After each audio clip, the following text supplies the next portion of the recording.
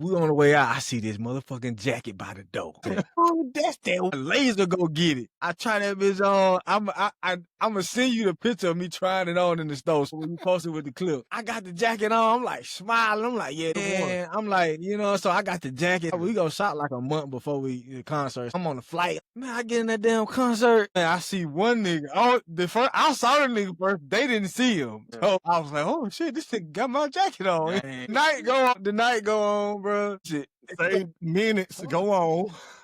Bro, look, man, some more time passed by, things smooth up. Cause them niggas said, bro, you got that jacket clean, bro. That coat, that bitch clean. They were like, that nigga is the cleanest nigga like, smooth, like, hey, bro, they got that nigga with Bip jacket on. You know what I mean? Yo, what it do? It's your boy Smooth, man, a.k.a. Mr. Do What It Do, a.k.a. Always on the Move. This is episode 33 of the Phone Home Podcast. Mic low, mic on mute, but it's all good. Y'all know what it is, man. Jupiter, commission cowboy. If you wanna talk to anybody, you wanna see somebody, you anxious, you got depression, anything you're struggling with, phases of life changes. You want to learn how to get some fitness guidance, come out with your boy, myconnectcounseling.net. You know what it is. Episode 33. So what? Scottie Pippen, Smooth said earlier. Let's have a legendary episode, man. Hey, man, it's your boy 83, not the number, but the name, you know what I'm saying? 83 till death, 83, 3 on your shoulders. Notable number 33, Kobe Bryant High School, Bill. Come on, man. I told you about that, man. What, Marions? He's Marion, nigga. Best high school player ever, nigga. You heard me? KD. It's the third, bitch. It's the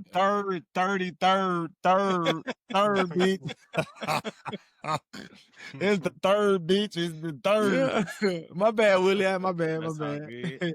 All praise to the Most High, man. It's your dog, Terrell Tarantino, a.k.a. Terrell Wheels, a.k.a. T-Wheels, a.k.a. T-Wheels on the tank, a.k.a. the Iron Fist hitting you harder than ever. And can't forget the Conor Blendada. I messed up the order, but it's all good. Man, coming at y'all, man, episode number 33. You know what I'm saying? Shout out to Jesus Christ because he did everything in year 33, so we're going to throw that in there. Yeah, Christ-like consciousness. That's what's up. Yes, sir. It's your boy, Big Darren, live from the loft. I got one for you, Bill, and I got one for you, too, Dink. 33. Larry Bird. We dropping buckets. 33. Ring. There we go. I would forget about Larry Bird. How the heck we convinced? Now, I wouldn't have thought of Larry Bird, but I don't know how I missed Kareem. Damn. Yeah. I would have thought about Larry Bird before Kareem. I would nigga. Nah. That nigga's a cap, man. Throw a tomato at that nigga. What? Bruh, I know Kareem. If I think of basketball, nigga, I'm gonna think of Kareem before I think of Larry Bird. Really? I don't think. That's right. I'm me, bro. That's just me, bro. Hold up, bro. Kareem, Bill, over Larry Bird, bro. No. That ain't. He scored 100 points. No. Hey, there you go, D. There you go. Hey, I know Wilt, nigga. What number he is? Hey, D, it's gonna show up at some point. I know Wilt, nigga. Hey. I know Wilt, boy. What's up? Oh, man. I ain't studying y'all, boy. Hey, then look. You got Willie over there don't watch no sports. He had to say nigga. Yeah, tell that nigga, that was Wilt Chamberlain, brother. Jesus Christ. It's crazy. That's crazy work. Shout out to Jesus Christ, my Lord and Savior. Hey, Willie, you remember 13 years? You did 33. Jesus for holding it down. Big God. Wow.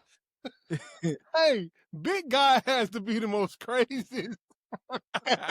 Nah, that's technically correct though, because it's a lot of little demigods. Right. So, yeah, he's the big guy. Big one. Right. Yeah. Right. Hey, Jesus is really the biggest. The big guy. I mean, God is really the biggest. Hey, what is a demigod? Like niggas be talking about that shit in like 2K. It's just like I'm gonna let Willie go then. Willie probably can explain it better than me. I Man, thought one of y'all can tell me what the fuck it is. my understanding is a demigod is like a half human and half god, and I think the only reason why I know that is because my children, they watch Moana, and well, I forget his name, but the character that The Rock do the voice for, I think he's a demigod. He's like half human and half god. He got You know what I powers mean? yeah. And I think what really made him half god is that technology, that thing that he's holding. You know what I'm saying? Which allowed him to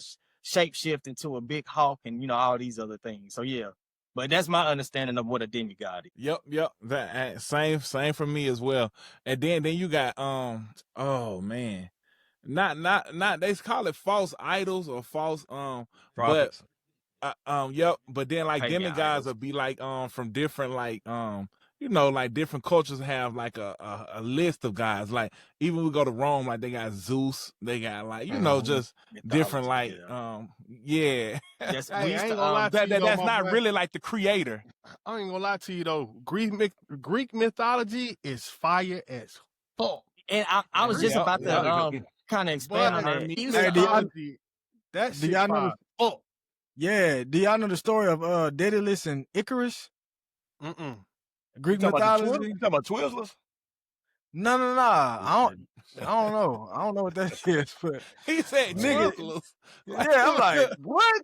Hey, bro, look at me trying to figure it out. Bro, nah, this story was a cool story because, all right, Daedalus and Icarus. Icarus is the son, and Daedalus was, I know I'm messing his name up, but Daedalus was the father. And what happened was he got caught build. He was he was an engineer. I don't know what they called it back then, but he was building for this king, and the king found out that he was constructing buildings and shit for the opposite for the ops. So he said, you know what, nigga, you gonna build a tower, and at the very top it's gonna be a prison for you and your son. So bam, build the tower for him and his son. Ain't no way to get out there at this skyscraper or whatever. The engineer, he's smart as hell. He like, you know what, nigga, I'm gonna build us some wings so we can fly out this mug. But the crazy part about it was the wings was made with wax. So he told his son, he said, yo, don't fly too high, but don't fly too low before the arrows can get you. But if you fly, if you fly too high, the sun will melt the wax. Fly too low, they'll be able to shoot you down with an arrow.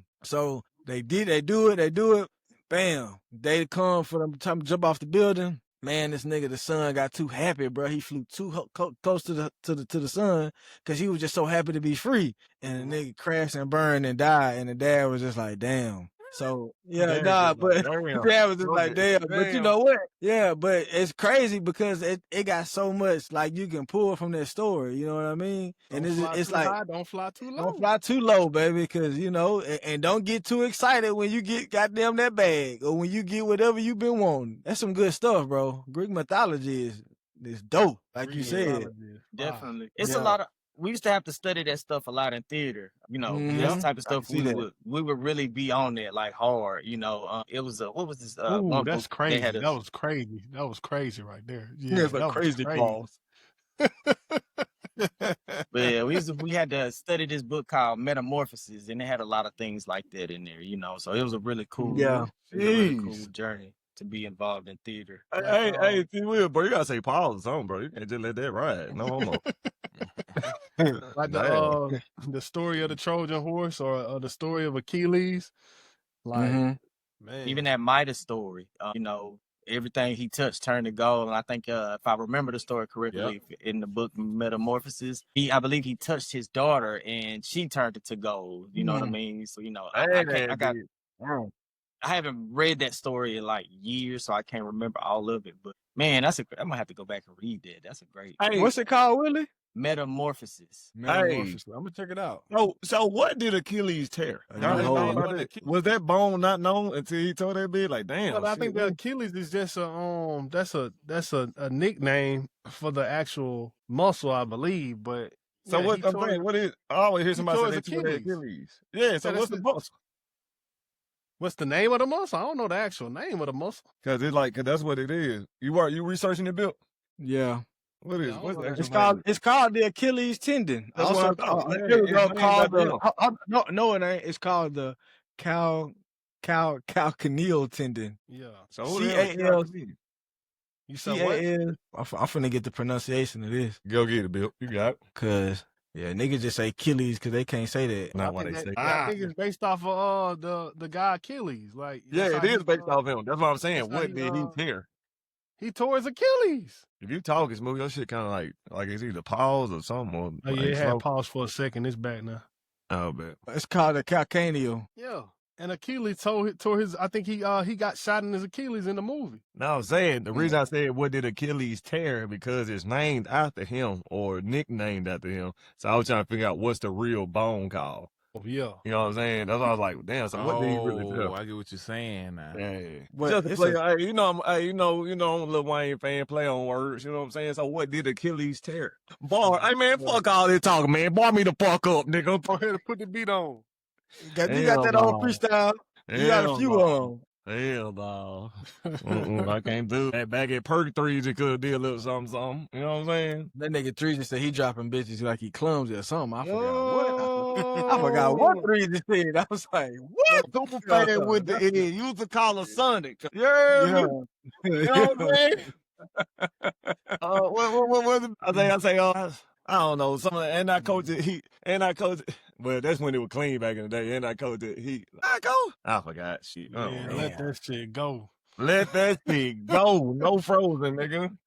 It still hot when it came out though, man. Shout out my wife for the pastino. Shout out to Lex. Ramen noodles. Oh God. With ground beef in them. Hold on, bitch. That's why I ain't want to put it on there. I ain't want that shit to be open to jokes. Then she gonna be like, you talking about my Well, ramen noodles. nigga. If that's spaghetti, anything like you talking about when y'all came down there? They had right, bro. We went down there, bro. They had actual baked potatoes and spaghetti, dog. crazy, bro. Whole potatoes. Virginia is different, nigga. Nigga, that wasn't no Virginia. I ain't from Virginia, man. I ain't taking up for Virginia, but that wasn't no Virginia. That's different. Nigga, Smooth, that was your fault. Hey, My but you wife know, said that. speak. Go ahead. Cause nigga, we was at the outlet mall, and we were trying to get something to eat. You're like, no, nigga, shit. They said your girlfriend cooked. We just gonna eat that. That nigga made her eat that crap, but it was your fault, nigga. Yeah. There's a whole bunch of stuff your fault that weekend. Hell no, nigga. I'm the reason Lil Dirt came that week. Yeah. Speaking of my fault, nigga, it was that fault. Everybody had that nigga outfit on. Nigga. Yeah. Willio, we Hey, had bro. one Look. down, Hey, Daryl and Willio, bro. Let me tell you, bro. So I'm going to see FBG president, nigga. I'm going to see Future. You know what I mean? So I'm like, man, it's my first time going to see Future. Then my boy, you know what I'm saying? Right. I'm finna go see Future, nigga. Man, so me and my girl go to Zara, nigga. We go to Zara. She like, yeah, we gonna make sure you fly for the Future concert. I'm like, yeah, you know what I mean? So I'm in Zara. We get to Zara. I'm in Zara. Man, I'm looking for an hour. I'm forcing it. I'm like, man, I can't find nothing. I can't find nothing to go with you know what I mean? We on the way out. I see this motherfucking jacket by the door. I said, oh, that's that one. I see that bitch. I laser go get it. I try that bitch on. I'm gonna send you the picture of me trying it on in the store, Smooth. Right. When you post it with the clip. And I got the jacket on. I'm like smiling. I'm like, yeah, this the one. This the one. It been one. I'm like, so I got the jacket. So we go shot like a month before the concert. So I'm talking, I'm on the flight. I'm like, yeah, I got my jacket. Yeah, I know I'm finna be the cleaning nigga in that bit tonight. Man, I get in that damn concert. Man, I see one nigga. I saw the nigga first. They didn't see him. Yeah. So I was like, oh shit, this nigga got my jacket on. Dang. So the night go on, bro. And these niggas, No, nigga. I think Not the Smooth night. noticed it. Say minutes. Go on. Yeah, no, bro. Look, man, some more time passed by. I think Smooth enough. Like, damn, because them niggas said, bro, you got that jacket clean, bro. That coat, Yeah, that group clean. They voted were like, that bro, nigga is the cleanest nigga nigga tonight. You clean, nigga. So Smooth like, hey, bro, they got that nigga with Bip jacket on. You know what I mean? So nigga, that shit was funny. And then by this time, I'm kind of panicking inside because this the second nigga I seen with it. Cause mind you, they ain't see the first one. So I'm like, man, that probably the same nigga. He just walked back through here. Man, I kid you not. Right after Smooth said, "There go a nigga with Bip jacket," another nigga walked by with the same jacket on.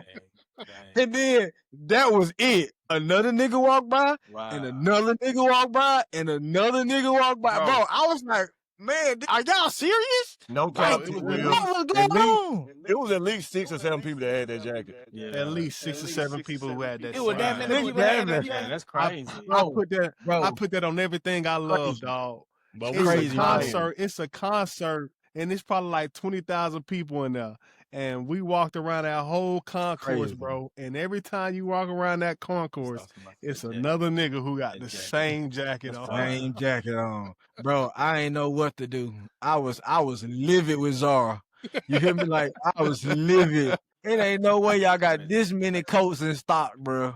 No way. Dink, you know what he said? You know what he said when he walked out the store? Oh yeah, that's the one right there. That's the one. All eight of them niggas said the same thing. Even the ranch move. Even the ranch had that. Hey, hey, look, we got out the damn Uber. We got out the Uber. We walking down the street, nigga. We see a rat with the same jacket. Damn. What kind of jacket was it? And I wanted to fight. Hey, I wanted to fight that nigga Smooth so bad. I wanted to fight him. I wanted to fight. A rat ran across the street. The nigga said, "The nigga rat got the same jacket Bill got on, bro." I was like, "No, bro. Look." And check me out. It was at the end of the night too. Man, so I'm like, man, you know what? I can wear my jacket in peace. Man, damn rat walked by. It's crazy. That shit was funny as fuck. It's so crazy. It's so crazy because everybody in our group, we was like, damn, Bip the cleanest nigga in this bitch. Then we got to that party. Got to the concert. Man, everybody had the same idea in that bitch. That shit was crazy, bro. That's insane. Yeah, I ain't gonna lie, bro. No joke. We had some tough moments though, Dink, when we done got together, like dressed. Yeah. When we went to Vegas, that nigga Bill just walked out. Hey, bro. I was going through it then, bro. That damn Vegas trip. Her boy Bill was going through it. He couldn't take that shit that day. Hey, crazy. You know, it come to realize Smooth. See why them niggas still fucking with. It don't be us though. It wasn't nothing. We thought the nigga was clean. until you tried to get some girls to judge everything that we had on. Bro, these boys, let me tell y'all, bro. I ain't gonna lie. I knew I wouldn't lick. My soul wasn't lit that day. Man, these boys let me have it the whole Vegas trip, though, that whole night, rather. Man, these boys let me have it. I'm like, bro, I ain't that bad. I'm like, nigga, I know I'm better than Dink. Dink, you wasn't too far from me. Nigga, I was crazy as fuck. No. But look, this how, hey, William, this how bad it got, bro. This how bad it got. So they said Bill had the trashest outfit on, right? So he was so disappointed. So then they looked at me and was like, never mind, you got the they felt so sorry for the nigga. Hey, they tried to put it on me. Hey, cause we had asked a group of girls that was just sitting on the bench. Yeah, I'm like, be real. Who outfit looked the best and who outfit looked the worst? Nigga, they initially said it was my fit, but I just couldn't hold it no more, bro. I was like, man, what? My fit that bad? Is that when Ted had the leather shirt? Then Ted had something crazy on? Oh shit! I can't remember. Oh man, that shit was crazy though. That shit was funny. That shit was crazy. But that Vegas trip though, man, that shit was still was amazing though, cause we had like that night we had went out to was that Lil Baby concert? We went out to Lil Baby concert, and like one of us, I don't know who had on a hat to match a suit. Somebody had on a hat to match a suit, and once we seen that, everybody just started finding hats, and we all had the hat to match our suit. I don't know how. We came up with 4-5 hats to match everybody's suit, dog. Bro, and bro, I'm talking about, man, bro, you would have thought, man, we came through that bitch like we was the mafia, dog. No, real shit. Like it was draft day. Hey, nigga, I was like, yeah, I play for the Raiders. That nigga Ted said, I play for the Raiders, and people was believing it. No, I play for the Dolphins. Hey, they thought we was somebody though. They thought we was so bad. Cause remember in drills, we weren't even supposed to go in there with hats on. Yeah. And I was just like, bro, just tie that bit to your belt loop, like the snapback or whatever to it. Man, we got in that bit with them hats on. I don't know, some rich ass dude, nigga, I don't know. They like, man, y'all niggas hats on, man. I say, hey, T-Will, I got my boys a front row seat to baby spot. Had the security, I, throw him a little something in their pocket. Cause I was picking up money. I ain't gonna lie to you. Cause the nigga was throwing cash, nigga, and I'm stepping on that beat like this, like, oh, yeah. Hey, bro, I'm looking at Dink, bro. I'm telling you, it's Vegas. I'm talking about, so everywhere you look, it's baddies everywhere. Right. Everywhere. Hey, we ain't gonna talk about Floyd Strip Club. Yes. But look, Dink, cause they throwing money. It's like they throwing money and Dink just stepping on Dink stepping on money, picking it up. I'm like, bro. Nah, this ain't the strip club. We still at drill. Oh no, we talking about. Smooth talking about strip club. Bill talking about when we was at the club. Drills, nigga was throwing money, and I'm just in that bit. I'm in that bit like this. Well, like, oh shit. No, using the strip club. I don't know using the strip club. No, this Dre. No, Dre's is not a strip club. Dre is like a big club in Vegas. Okay. So we were just talking about how I was like strip club. It's called Girls Collection. Girls Collection, yeah. That sounds Dre's like in the club. Secret or something. Yeah, Dre's the club. So we were picking up money. So we got AT wheels. So I had the dollars that all picking up off the floor, right? So them niggas, people thought we were the men in that bitch, and there's no cap for the podcast or nothing. Niggas thought we were really them niggas because we had suits that matched the hat. Mm-hmm. So people thought we were like, who is that? So I think it was either two or Bip. I don't know. I can't remember which one it was y'all or Tez. I don't know. So the money I picked up off the floor, security like, bro, y'all can't go up in here. I was like, bro, I got you. Slid that nigga $11. I know that nigga got home about the ass. That nigga seen $2. That joke was so funny. He said, I don't know how much I gave this nigga. I know it wasn't a lot though. Hey, bro, you know what though? You know what? That bro, when I seen Lil Baby up there, I was like, bro, this nigga is a superstar, bro. Oh, I thought that nigga I had never been that close up on a nigga with some real jewelry like that. Bro, when I tell you that jewelry was like, oh, it's mesmerizing. Like, pause. You know what I mean? Yeah, to see that, like, bro, and it wasn't just one or two of them. He had a lot of them on. Bracelets was shining, the lights was hitting. I'm like, damn, this nigga a superstar. That was at his peak too. Yeah, that when that Girls with Drake came out. Mm-hmm. Yeah, girls on girls have fun. Yeah, and he killed it. He killed that performance. That verse was crazy. It was a pretty good performance. That nigga took forever to come out there though. Future took forever to come out, didn't it? And then that nigga left. Like, that nigga left. Time got in that bitch. But that's what I was telling Daryl way back when we used to talk about Future. Like, we had already went to the show.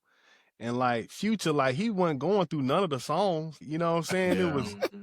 It was every 15 seconds. You know what I'm saying? Yeah. Nigga switched to a new song. I'm a big Future fan. A huge. And then he don't be performing. He don't be singing the lyrics. Man, that nigga like this. I was disappointed at this show though. I'm a huge. You had to go to the Future show when he was back on Streets Calling. That's when he would know all the words. Hey, that nigga got so much music. And then that Future vibe, I'm pretty sure that Future vibe better in the club too. Right. You know than the stadium, right? Or like a big I agree. They were disappointed. I had fun because that nigga Dirt came out that bitch.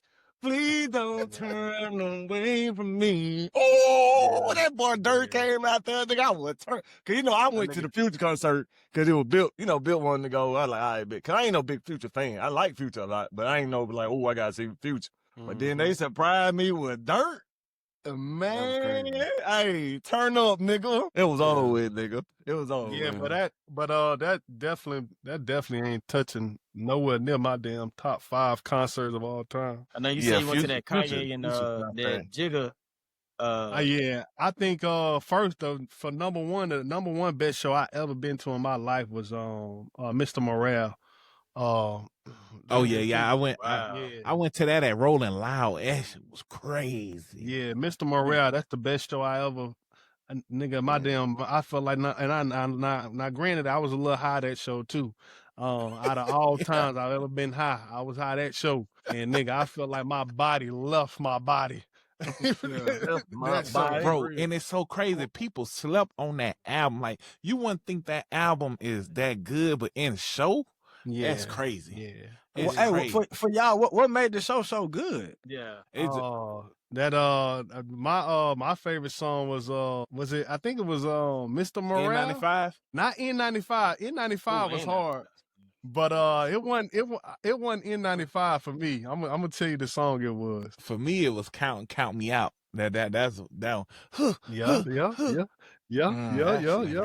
Oh, and then that Family Ties. Family Ties is crazy. Ooh, Family Ties. Yeah, that's when he on because he on the show with your boy with King. Yeah. Oh yeah, Mr. Morale. This song right here. Hold on, let me hear it. This song right here. Oh, it got yeah. Oh, this shit was going crazy, dog. Man, that whole album is crazy and live. Like, it's almost like a Yeezus effect. So I'm in that bitch going crazy. Damn. That's like, I know that shit was live. Yeah. And that album is like, a lot of folks slept on that album, but that album live is crazy. Like, I would say that's number one. And then J. Cole, what's the last album? Not the hold on. The one with I-95. That tour was crazy. Hold on. His last album? Not the last album, but the one the off season? Off season. Yeah. That tour was crazy. Of course, Jay-Z and Kanye, those probably my top three.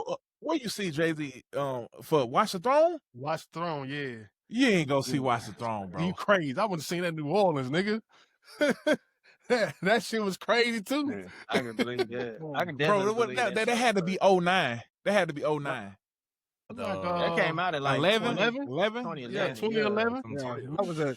I was in USM when that came out. I was at USM Ghost Ride the Whip on 2. Yeah. Oh my. Hey, Derek, get your mind right. 09 with my nigga Wayne time, nigga. Yeah. Graduation was what, 07? Lil Wayne had dropped Carter 4 around that same time too, because I remember people was trying to compare them two back and forth with the Watch the Throne. Yeah, and then My Beautiful Dark Twisted Fantasy. What year was that? That was 9. That was 09, wasn't it?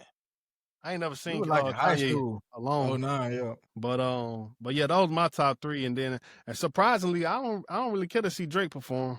I mean, he's my favorite rapper, second favorite rapper, but I don't really care to see his shit in person for real. But I bet it'd be a good performance because Drake is a person that will probably say his whole words. Like Future, that nigga don't be saying his words, bro. I don't like that. I mean, I seen Drake, but my thing with Drake is like it'd be a lot of stuff for the ladies, and that's cool, you know what I'm saying? But it'd be a lot of the hotline blings and the and not a lot of the occult following. Yeah. Like I could see if he playing Over My Dead Body, Underground King, but he playing the hold on with Going Home and I love that song. Like I talk it. That's one of my songs. Kind of listen to Walk It Like I Talk It.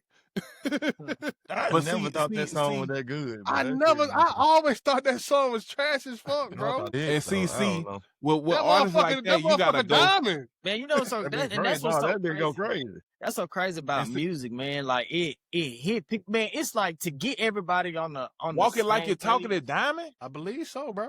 You can check. You can Walk It Like It's crazy to get everybody on the same page, man. That's bro. Like you can't get two people to agree on nothing, but you get a million people to think this song get hit. That's insane. It's like that's magic. It's almost like magic.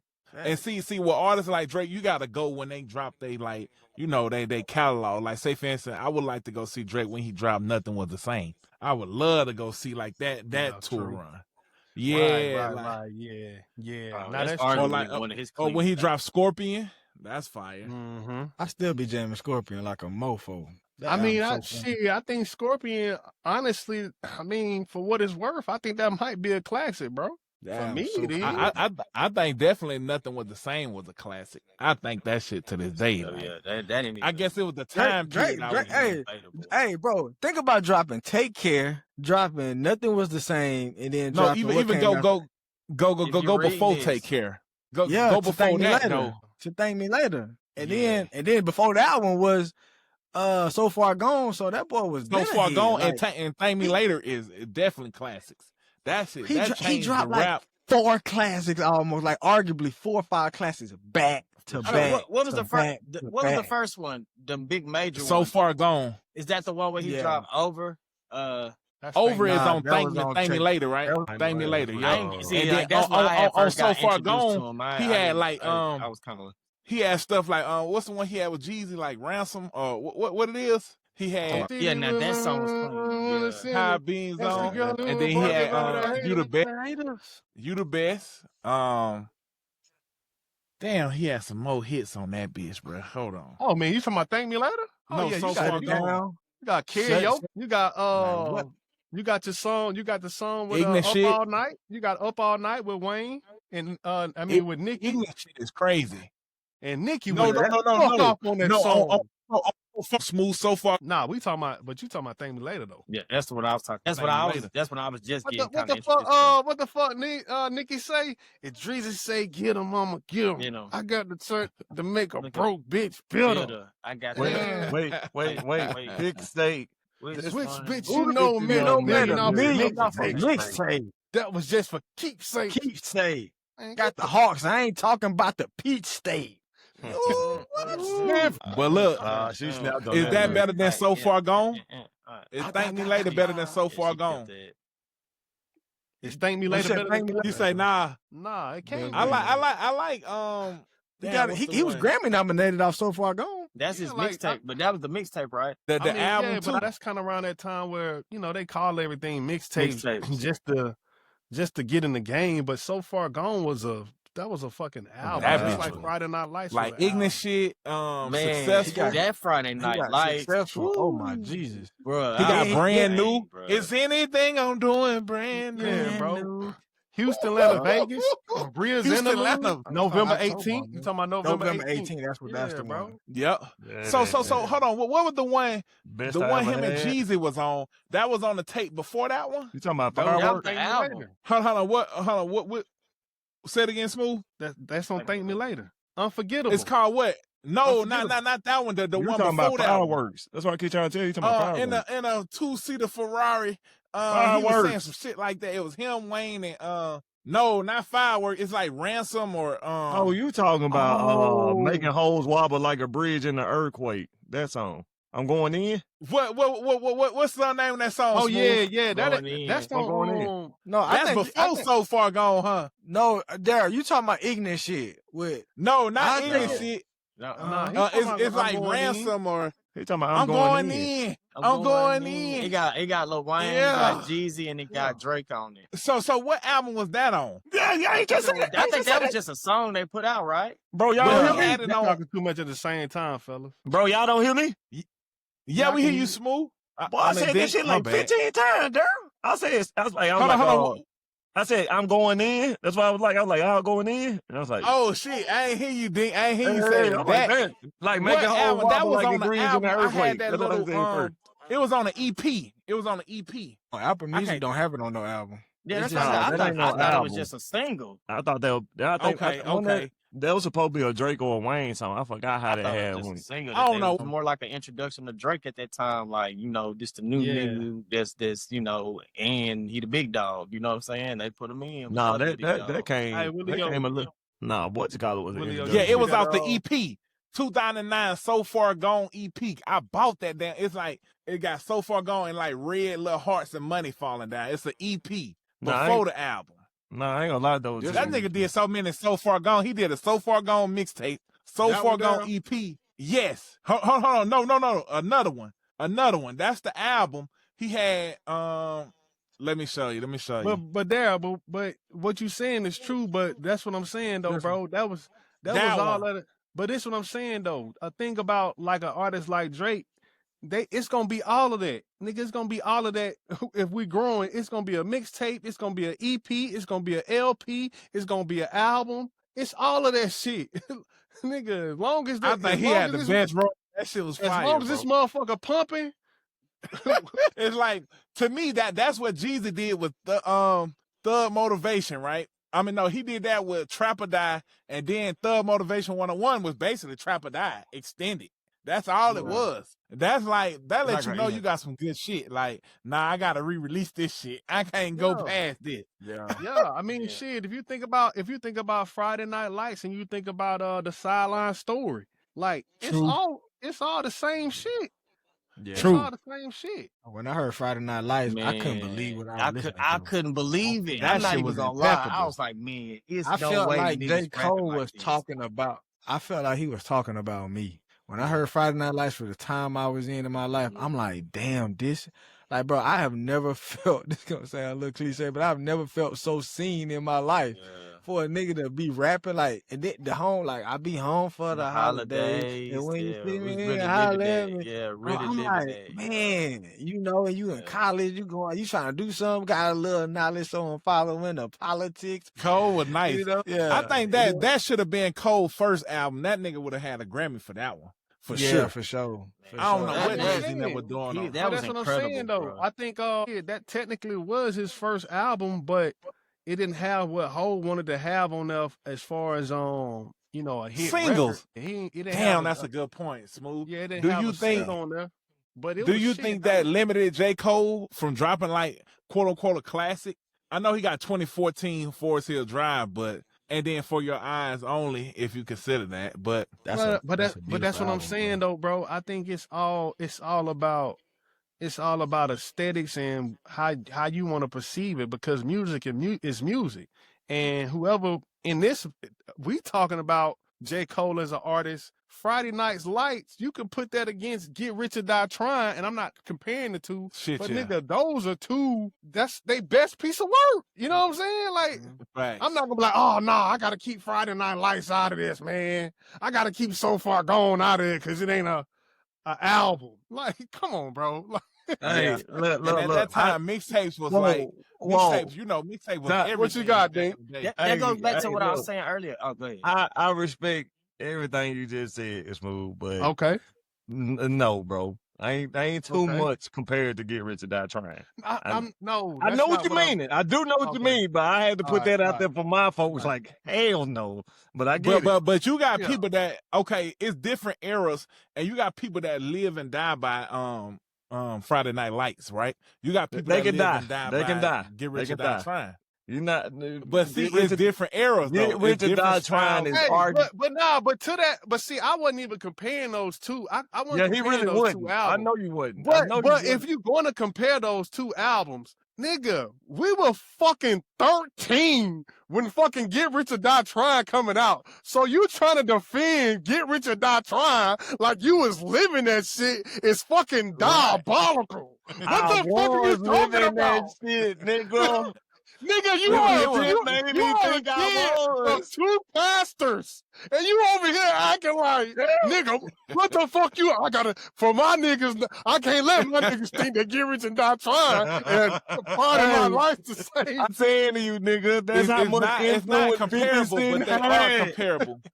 What are we talking about? It's like, hey, you know this nigga up, man. It's like this right here, right? Then you got to think about it, right? You want to he said it like he was in the trenches. Nigga got the suitcase. You packed up, Dink. Pack him up. Hey, go get that suitcase. Pack hey, the nigga said it like he was in Harlem with Tim's on. Nigga. There you selling go, crack. Bill. Yeah, Bill. Hey, why the nigga act like he was selling crack, dog? Nigga, I was. Pack him up, bro. Get him out of here. I was. Daryl. Out of here, bro. Daryl. Cause look, tell you. Look, Dink, you gotta look at it like, bro. You gotta look at it like, when you say Get Rich or Die Trying, that's a classic album, right? But it's like comparing Reasonable Doubt to Get Rich or Die Trying. They ain't both of them classics. You leave them in their own categories, though. Right. It's like Friday Night Lights is definitely a fucking classic. No, and I'm not. Can go up with the best. No, bro, Daryl. I'm not trying to say these ain't classics. I ain't saying that, because Friday Night Lights is a classic, even though I don't listen to it like that. But from listening to it, that's a good ass album. And Reasonable Doubt is a great album. But I'm talking about influence. 50 Cent had the joke that Smooth making. I guarantee you, I'm not the only nigga. 50 Cent had... You not gonna be the only nigga. You not gonna be the only nigga. I was the nigga with a bulletproof vest on, nigga. I'm telling you. But what I'm saying the is G how unit? you defend it, Get Rich or Die Tryin' is like niggas our age trying to defend Michael Jordan. It's like, bro, chill, bro. I understand that you know how great Michael Jordan was, but you wasn't in that moment like niggas who were older in that moment. But I get it though. I get it.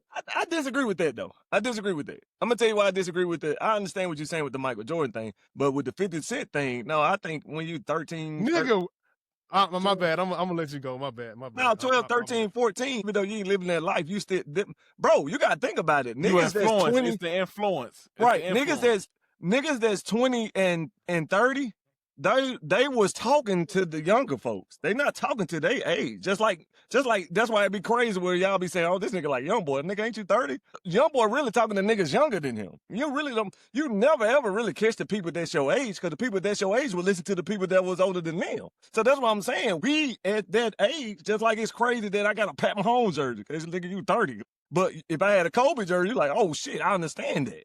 So what I'm saying is, he had more influence on the nigga that was 13, 14, 15 than the nigga that was probably 25, 26. I'm not saying it was influence. I just know that you can't conceptualize what 50 was saying at that age. Listen, like, I just know me and Eric Wills, we were in the back of a car going to a basketball tournament with his dad, and we're just harrying the wind, just acting like we shoot him up, bang, bang. You know what I'm saying? Like, no relation to the music, but it's like, yeah, nigga, man. Yeah, wish that for fun. He's right though. Both of y'all are right. It's like it's like, because as a kid, you don't know what 50 Cent talking about to the full extent he talking about. But you did though. But you did know what he was talking about. But it wasn't. You knew what he was talking about. Yeah, I definitely did. Well, I'm a little older than y'all. But they're just like now. 40, 41? Yes, exactly. Damn. 51 to be exact. My bad, Willie. I didn't know it was gonna be that funny. But then, bro, how that nigga say it sound like he was saying we need 41. Yeah, damn. Then it shot me down. Oh, it shot me down. But then, you swear by Get Rich or Die Tryin'. I got another question then. Is that better than Nellyville? Boy, get the hell out of here. Yo, dog, come on, man. I don't know. I can't say that. I like country grammar a little better. I mean, country grammar. My bad. Country grammar. Nellyville, but like the influence polished on that one. I like that raw sound from. So, Darren, let's be blunt. Let's be blunt though, because it's also context too. You know, and it's unfair. It's kind of like with the Ludacris shit, right? Go back to the Ludacris shit. That too. It's just is it timeless? And you gonna say yeah, because it was hits after hits. But we ain't going back in the whip listening to no, Battle Rub, I'm the furthest swing. Like, we ain't, that's all I'm saying. Let me say this. I almost thought about that with J. Cole, Friday Night Lights, too, because, again, when I thought about that, we was in college, and that's why it was so relatable at that time. And to add to the fact that he was rapping like crazy. But I thought about like, dang, like just now actually. I was like, man, but I really don't go back and listen to that. It's don't get me wrong, it's still timeless and in terms of, make you travel down memory lane, I would say. But it's like I'm not at that space anymore. However, it's still a great piece of work and you can't deny it. Like it's just amazing. I don't know. And it had hella influence. So you fucking up Ding Point. That's what I'm about to say. That's crazy. I just about to disagree with him. No, I'm agreeing with you, Willie, but I'm saying you fucking up. That's why I was point. about to disagree with him. Mm-hmm.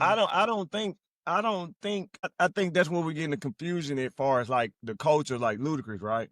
I'm not talking about like far as his numbers and do it still get plays. Like his shit still get plays. But within our culture, we're not going back to listen to a Battle Rub. I'm the first to swing. Like he flowed. But we're not going. I said it wrong. I meant Nellyville.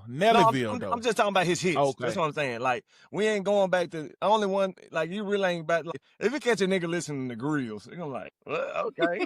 You know what I'm saying?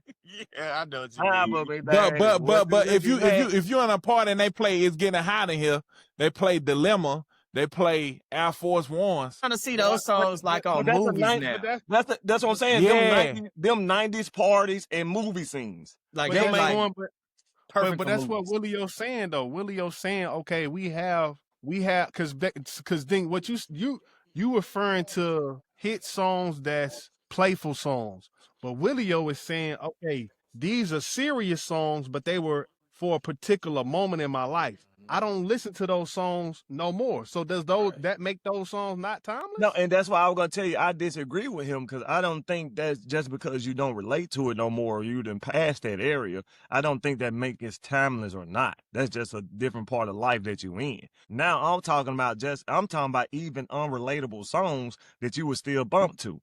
Like for instance, I can listen to What You Know. I can listen to Jay-Z and Jeezy. What it called? Play the new Jeezy, all the dope boy go crazy. I don't relate the shit to it, but I can still listen to it. So that's what I'm saying.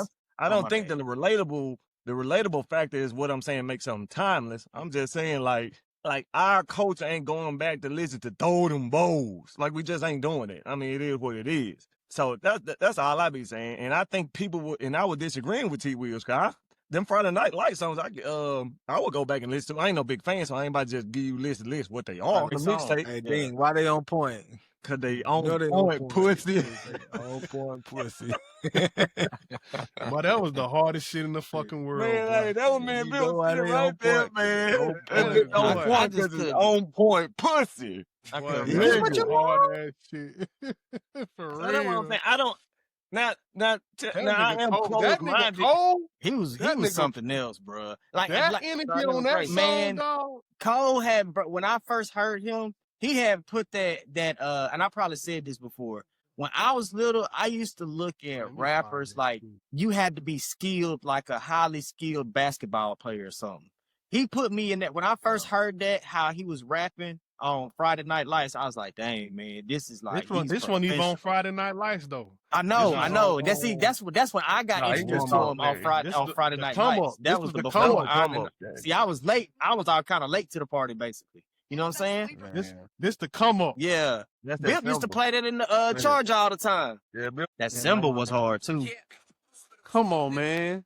Energy crazy. I see him grilling that 80 finna blow the flavorful, that's undebatable. I'm food for thought, the flow is saying I'm in me and the dope and lady ho. It's like my only son. When I go, she come. Niggas dumb, they be rapping about that shit. Now I don't fun on niggas. I show them how to do this shit. I'm something like the light skin version. Of the very same baby that the Virgin Mary raised. That's worth the everything. Nigga life is scary game with a plan. You some niggas lying everything that you saying. Came on, y'all. Trying to ball with the balls, pause, and nigga pull it off. Like the man on Mars. Boy, I know you ain't about to sit here and play the whole damn song, boy. Man, I sound like a motherfucking dog. You sound like a motherfucking dog. And you know what's so crazy? He has elevated so far from that. No, you hating on that nigga. Nigga, get it straight. I'm sitting hungry like you shit up on my dinner plate. You kind of throw the nigga hyperventilate. And let me demonstrate. That's why niggas mad that he didn't engage in that battle, because they know he's cold like this. It's so funny. I ain't heard that in years, bro. It's so classic. I don't even go back to it, bro. It's so fucking classic, bro. So, bro, just imagine hearing that, and then you hear Cole on this monotone flow. I'd be like, oh, what are we doing, bro? But to me, it's crazy because I don't really see it like that, though. Go ahead. That's just me. I agree with you, William, because I like when he did the what it was, the Sunday series, what it was called. He had this one song, Like a Star. That shit crazy. To me, I love that fucking song. See, to me, and this is the way I see it. Like back then, it sounds like he sounds like a hungry young kid just trying to get on back then. But now, to me, the way he raps now, to me, I personally think, and he was great back then, but I think he's much better now. And he raps like a seasoned elder. Like he's just like he ain't got polished. Just like it's like he's comfortable on the mic now. It's like no less energy, more technique. It's just it's crazy. I be listening to Cole sometimes. I be like, he be having some of his rhyme patterns are so crazy to me. He'll make this rhyme with the end rhyme, but he'll be doing some crazy stuff in the middle, like before he gets to the end rhyme, like making internal rhymes. Like his style on a lot of different things, or the way he raps, is so complex, it's so advanced. You know what I'm saying? Just for that's facts. Come from where he was at that time, even back then. When I first heard him on Friday Night Lights, I was like, wow, bro. Like, I just remember me at that time just trying to rap. And I was like, man, there's no way, bro. Like, people out there rap like this. Like I really was like thinking like that. I was like, this dude is insane. And look, hey, Willio, that's how I felt about Big Crit. Like, that nigga Big Crit was here. King Remembered in Time, Returner Forever. Yeah. Man, that nigga had some of the coldest shit. Like, Smooth always give me flack for that shit, but boy, that nigga from Mississippi was fucking. I don't got no flack. I got flack for Crit now, but I don't got no flack for Crit. It's like the nigga, but I understand why Crit is not where he should be now, because he just lost hope, I guess. Because he didn't get the bigger cosign, he didn't get the bigger label deal, and the nigga still made it happen. Daryl, you put me on Crit, bro. And I don't think I ever gave you credit for that, bro. I remember he put us on Crit and Cole for real. Yeah, I remember coming to Daryl's studio when we was in high school, bro. At first, I remember walking in the nigga's studio. I've been like, damn, it's niggas out here. Like, bro, you had a dope ass setup. We was like, I think if we were seniors, probably, or maybe we were juniors at the time. Senior. And I think you was maybe 10th grade at the time. Probably ninth, ain't it? Ninth grade. Yeah. Yeah, that's even crazier. Right. And then, we going over there, and like, I remember Daryl playing, y'all got to listen to this nigga. Y'all got to listen to this nigga. Nigga, and that sound like me too. You had them two big speakers, and that's the return country shit. Yeah. I'm going to tell you there's two songs he played. He played country shit, and he played Hometown Hero. Oh, yeah. That's out that creek. Bruh, them shits was hard, bruh. Like, Friday Night Light, and that was the live mixtape days, bruh. I mean, them niggas was so fucking hard, and both of them being from the South, I would have expected them to do way more work. I would have expected, them to collab and big up Big Crit, but man, Cole got the good cosign, Kendrick got the good cosign, Drake got the great cosign too. And I feel like at that era in time, you had to have a cosign, right? Well, and that's why I think Crit, he so you had to I don't think shit. Yeah, he was with Ludacris or T.I., one of them boys. But it was T.I., I think, that he got on the remix, but it wasn't the cosign like that was Ludacris, like Jay-Z. But see, this the problem. Crit, he went down that UGK Outkast road, and music was going away from that. You know what I'm saying? That's like you talking about J. Cole, you talking about Wale, you talking about Kendrick, you talking about like conscious rappers who able to make women's songs and made current songs. You right about that. He talking about rotating his ties. Ooh, that shit so hard though. You know that shit hard. Boy. It's hard, but I'm saying though. Hey, bro. It's like he trying to impress the old school niggas. Yeah, you know what I'm saying? He was like 10 years too late. Yeah, he was 10 years too late to be with 8 Ball and MJG. Nigga. Hey, bro. And then he was 10 years too late, and then he couldn't make current like hits. He couldn't make songs for the day. And I feel like it's because, like, think about Meridian, right? Meridian ain't like the coast. Meridian is like stuck in time. Like, that's like Philadelphia, Mississippi, Meridian. They stuck in time. They not like up to date with no new current shit. So Big Crit was just stuck in time, bro. He was just in a time period where the South was, like they was on top. That nigga, Shout out Meridian, by the way. He got a song about subwoofers. Yeah, my sub. And you know what? Like, you made a good point though, because like you said, Smooth, the music was kind of moving away. Because he's a student of that UGK. He 100% false. To me, he kind of got some flashes of Andre 3K to me too, in my opinion. I don't want to hear about no damn Cadillac, man. He got flash. And see that They goes want to hear about Benzes that's and that Roses Outkast and stuff. Bentleys. Look up, that's that Outkast stuff. That If you nigga was if you so go Southern to Player Southern Casualistic Playlist, to Southern the core. Playlistic, yup. man, he was all that stuff meshed into one. He was still original. Yeah, my tape pop. My real top. And then look, and then that shit. Hey, Smooth, don't lie though. That's some of the best samples you done heard, ain't it? That nigga sample work is like Kanye West, bro. Hey, I some of the I best put my money on the production. line on that. He got something. That nigga production was cold as fuck. He when really, to me, he's a great rapper, but he really makes other people shine on his production, kind of like David Banner to me. You know what I'm saying? Kind of like David Banner. Him and T.I. done did good work together. Him and Ludacris done did some great work together. Yep. Like, man, like Big Crit production, man, he's that guy. But listen, man, but it don't, to make it to where Daryl talking about he should have been, you got to make it out these combos, dog. Right. You got to now, let me ask you this, right Smooth.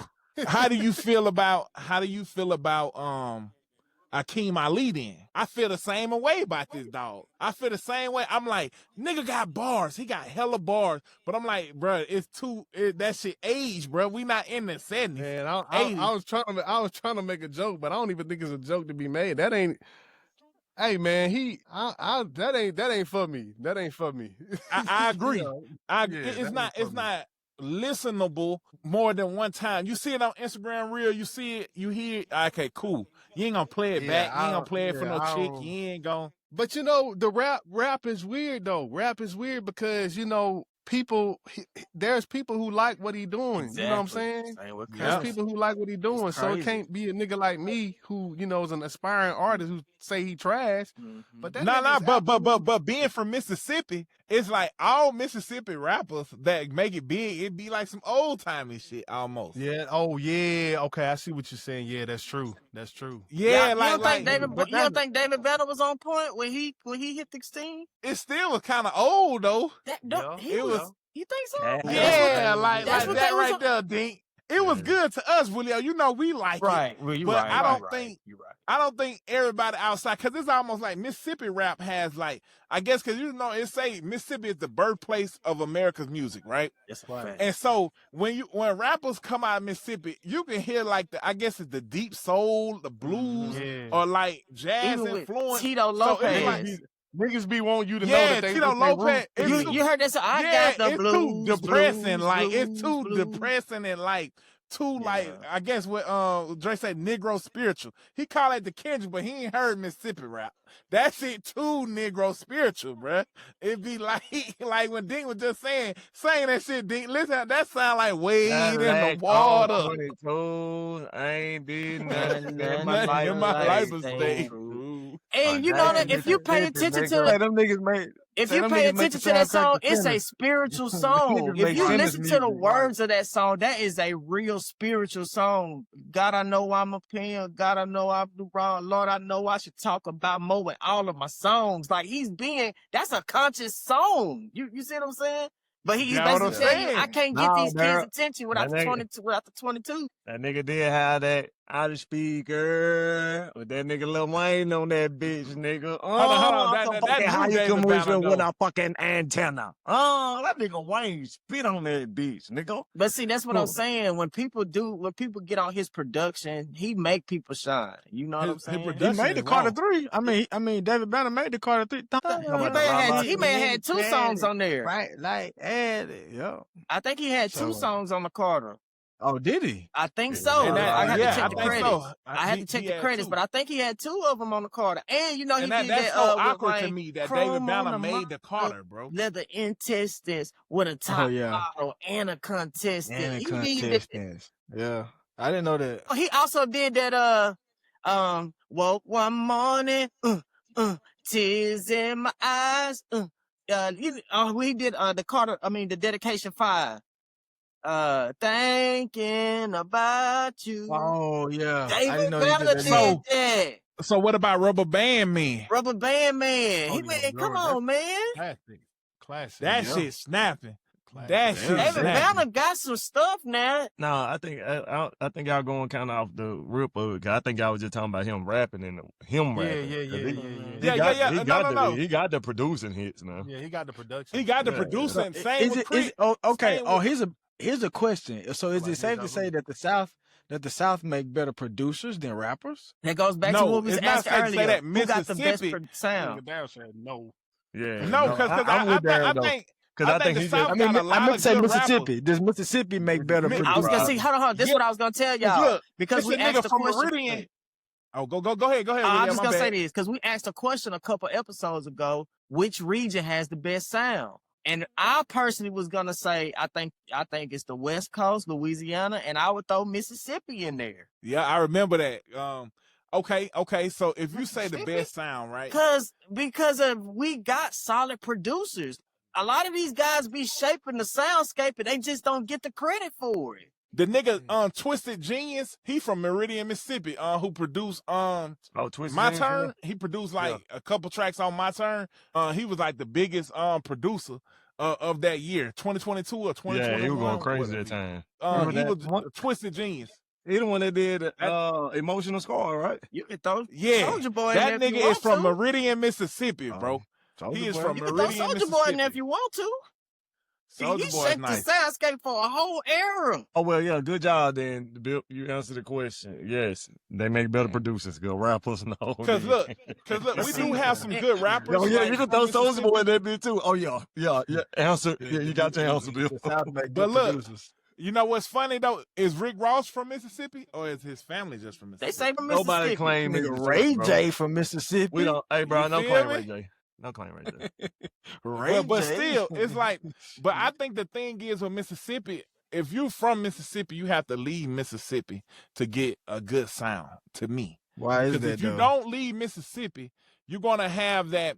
Because, blues is still heavily influenced in Mississippi. Like, we still got 98.3, and all up through Mississippi, you're going to have a blues station that play current, oldies, and modern blues, So, they got blues clubs on the coast still to this day. That's what Morgan I'm Freeman saying. owned one. Seriously, Morgan Freeman Yeah, owned Morgan That's that Freeman. Alberta stuff, Bill. Yeah. Right? Yeah. And so to me, if you're an artist in Mississippi, you have to get outside of Mississippi, or you at least have to live on that coastline. Cause like living on the coastline, you got access to Louisiana, you got access to Alabama, and you got access to Florida, all within like a 4-hour period. So you get different influences. There, I disagree with you. No, not that I disagree with you. I'm not disagreeing with you. It's just I always hear that though. Like, not far as with just music. It's so funny, right? And this ain't got nothing to do with music. This just how people think, oh, I got to get out of here because I ain't getting nothing here. The reason I'm saying that is because, like, we say Mississippi, like, oh, we got to get gone because of this and that. But so I live in Virginia, right? And I hear the same crap about Virginia. And I be like, what? Like, y'all, you want to leave this place? Y'all play a guy. Man, I ain't got nothing here. Like, I'm like, damn. But then that's how people run to Atlanta though, right?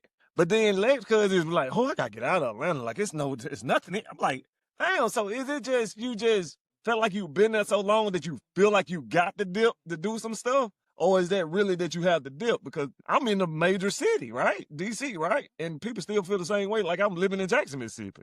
Like, man, that shit crazy. But it's because they lived there that long. Oh, go ahead, Willie-O. No, I feel that, but that's what I'm saying. Is that the same reason for the Mississippians thinking that because they live? Because look, I think all us homegrown right from Mississippi, right? All us, yeah. So that's what I'm saying. Like, did we feel like we got to escape to do better? No. It's not even to do better. It's just I think the sound, right? As far as music, but everything else, I'm gonna get back to it on a different level. But far as music, if you straight from Mississippi, right, and you have no outside influence, it sounds like a Negro spiritual song. Like far as the conscious, the people that are really rapping, right? But now you got the younger kids that stay on the coast, like I give it like Creole Trey. he got a very universal sound. But I accredit that to living on the coast, because you got access to Louisiana, you got access to Mobile, you got access to Florida. So you hear different stuff and you are exposed to different cultures, right? Versus like somebody like Crit that's in Meridian, you don't really go kind of outside of Meridian. Or if you in Jackson, you really don't come down to the coast unless it's like a big event or you got family. So like when we hear people from Jackson, like the Mohead swag, is that what it's called? A Mohead bounce? Yeah. Listen to that song, bro. Listen to how that song. Yeah. That shit sound like 2004, but niggas go crazy in Mississippi, and people are go crazy everywhere else. But it's not like it's not your. You feel me? And you made a good point. You made a good point about like living on the coast. Do the fat man walk. Do the fat man walk. That's what I'm saying, y'all. Like if we were to play that in California, them niggas would be like, "What the fuck is this?" Yeah, that shit is going hard, boy. What the fuck it is? Hey, but like you said, living on the coast though, that's a good point, because like, especially like where we from on the coast, we like an hour and 30 minutes from New Orleans. Then you can turn like 45 minutes to go to Mobile, and probably another 30 more minutes you end up in Pensacola. Like we right there in Florida. Then you know what I'm saying? You go right. It's like dang, we are kind of have access to everything like in that little area. All of them coming to us because we got the casinos. So man, I even heard Master P talk about we came to Mississippi. All about it. Man, I heard Mystical say Pascagoula. I was like, these niggas know where we stay. Like, I was like, this is crazy. But we really like, close to them, for real. And if you stay on that line, you stay on that whole coast, that Gulf Coast, you're going to come to Mississippi. You're going to go to a casino. You're going to do something. Like, so we have a lot of influence, like, far as, like, different cultures, especially around in that region. So I feel like it's just not big enough to expand as like say for instance, all right, let's just say for instance, you get all the fans in Miles Point and Pascagoula. That's probably 50,000 fans. To be like a major artist, like say for instance, Kendrick Lamar, he can get all of Los Angeles. That's fucking like 24 million. You know, like it's just a big difference. Or you go to New York, like J. Cole, he from South Carolina. He would have stayed in South Carolina, he probably wouldn't have blew up. The nigga went to school in New York and had access to just, you know, even just being able to stand outside of Jay-Z office every day just to hear my shit. You can't do that in Mississippi. So I it's more opportunity. But I think you still got to get back to Dink's question though. So yeah, because that's what I'm about to say. That's my point. You just make that not my point. I told you I was trying to stop saying it, but it is though. Oh no, go ahead, Dink. Say it. Like, because you just said J. Cole had to leave where? South Carolina. Okay, he had to leave South Carolina to go to New York. He met Jay-Z. North Carolina. What about the people that rappers that actually live in New York? You see what I'm saying? They good though, but New York is like the mecca of rap. I'm just saying, like, no. I'm saying, do you understand where my question is coming from? That's what I'm basically asking, and I'm not. That's why I say I'm not disagreeing with you. I'm not disagreeing with you at all, but you can't tell me that J. Cole the only nigga that had the idea to leave South Carolina to go to New York to stand outside of Jay-Z, like the niggas in New York ain't thinking about doing that.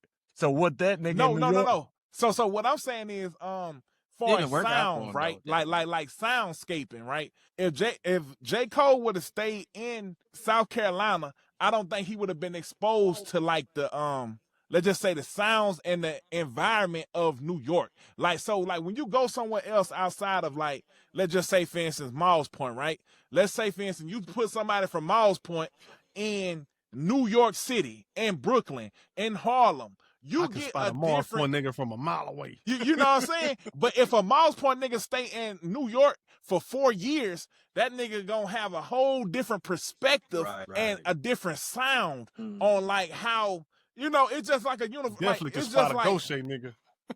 You know what I'm saying? And so I'm not saying that it's right or wrong, Ding. I'm just trying to say that if you in deep part of Mississippi, you need to go outside of Mississippi to I want to say develop your sound, but like advance the sound so it don't sound too Negro spiritual. Like I totally get what you're saying. No, so basically I know what you're saying. You're saying sometimes you gotta step out super tight. Sometimes you gotta step out your element to understand. Like, I understand it. I'm not saying that's what I'm saying. That probably was Crit. issue. That ain't the argument. Mine is just basically saying how everybody feel like they got to leave to do something in their life. Like, for instance, like, right. I remember at one point, which I think is a great question, Dink. Yeah, even me and Smooth. And these niggas still ain't answered these niggas still ain't answered that. Okay. Then ask the question one more time for me. I was just saying why people feel like they got to leave to do something. I mean, I can't. We have to rewind back for what my specific question was, but I got you. I'm following you. But no. Say it, D. But basically, it's just me asking because we were talking about Big Crit and all that. You know, how he was, some people think he's stuck in his sound because where he at. And I was just going outside of music and asking, like, why do people feel they have to leave where they from to do something with their lives? Man.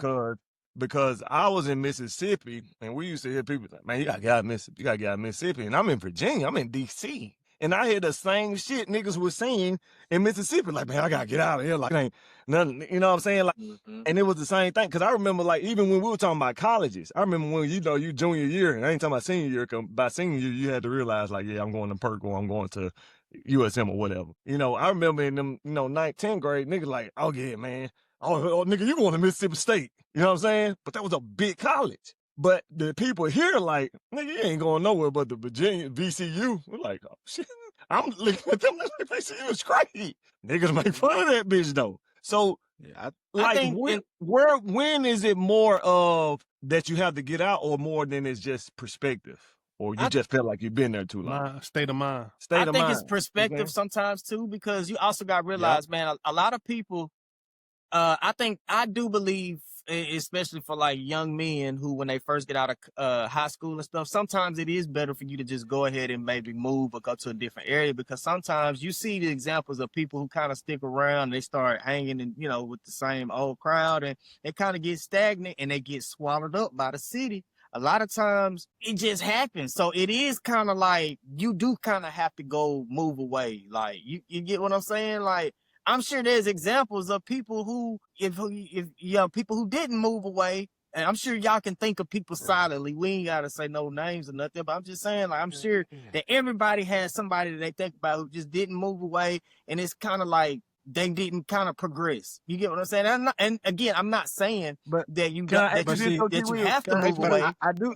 Yeah, Willio, you make a great point too, but I do think that that's one side of the coin. Yeah, that is one side, just one side. Who stay where and they thrive, and they thrive. They business owners. They grew up. They growing and still evolving. And I think, man, I think that's really perspective. And I personally, I think that that's perspective, because I think whatever your definition of successful is that's what that's the only one that matters.